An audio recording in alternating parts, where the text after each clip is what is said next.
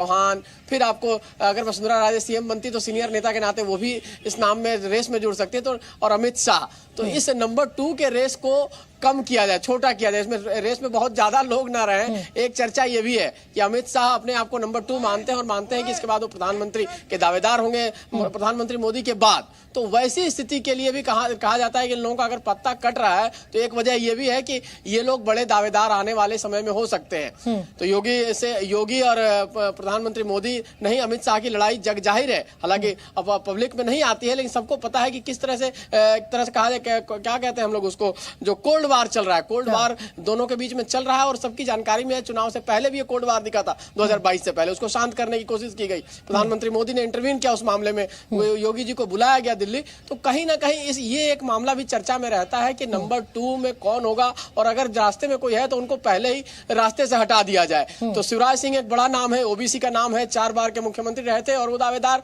हो सकते हैं प्रधानमंत्री पद के, अगर प्रधानमंत्री मोदी के बाद की चर्चा की जाए तब। बाद की मतलब कब तक रहेंगे किसी गारंटी नहीं है, कब तक वो रहेंगे। लंबे 75 का जो एज का लिमिट है वो प्रधानमंत्री मोदी पे लागू नहीं होता है अभी तक जो माना जा रहा है। तो उस हिसाब से अगर प्रधानमंत्री मोदी के बाद की बात है तो उसमें जो लकीर में जो बाधा बन सकते हैं उनको अभी से साइड लाइन कर दिया जाए। एक रीजन ये भी है, और दूसरा रीजन है कि आपको नई पीढ़ी तैयार करनी है। ये मौका है, इससे बढ़िया मौका बीजेपी के लिए कभी नहीं हो सकता है, तो इस मौके का फायदा उठाया जाए। बिल्कुल ठीक है रवि, आप बने रहिए मेरे साथ। और भजन लाल शर्मा के परिवार की प्रतिक्रिया हमें मिल गई है, वो एक बार सुनवा देते हैं अपने दर्शकों को। 5 लोग जमा हो गए, क्या कहेंगी? बहुत बढ़िया, बहुत खुशी की बात है, बहुत खुशी की बात है बेटा। ऐसा बेटा सब कोई पैदा करे। देखिए, सबको ऐसा बेटा पैदा करे, इस तरह की बात करें। बाबा कुछ नहीं, भाई की मेहरबानी पर। देखिए, आप पिताजी आप बताएंगे, लगातार माता पिता की बहुत सेवा भजन लाल जी करते हैं, लगातार गिरिराज जी की आपका भी लगातार ख्याल रखते हैं। जयपुर रहते हैं फिर भी लगातार यहाँ आते रहते हैं, लगातार लोगों से संपर्क में रहते हैं। आप लोगों का आशीर्वाद है, सब आज्ञाकारी है बेटा। देखिए, पिता बिल्कुल भाव बेल हो गए, सजल हो गए, नेत्र हम दिखाएंगे कि कैमरामैन पीयूष दिखाएंगे किस तरीके से उनकी आंखों से आंसू बह निकले हैं। बेटे को आज मुख्यमंत्री बनने के बाद में लगातार उनकी आंखें नम है और उतनी खुशी है कि खुशी बयान नहीं हो रही है, क्योंकि कभी सोचा नहीं था कि जो बेटा लगातार धर्म करने में व्यस्त रहता है, राजकारण में व्यस्त रहता है, और वो एक दिन सूबे के मुखिया, सबसे बड़े सूबे के मुखिया कमान संभालेगा।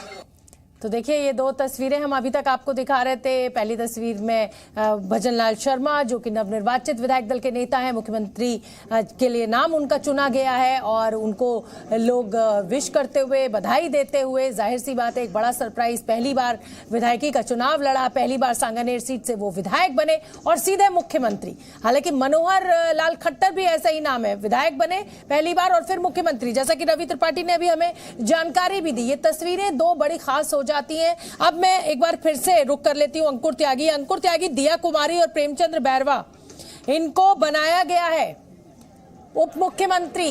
अब वसुंधरा राजे की राइवल अगर मानी जाती है दिया कुमारी, और दिया कुमारी को पद दिया जा रहा है, तो इसको कैसे समझें?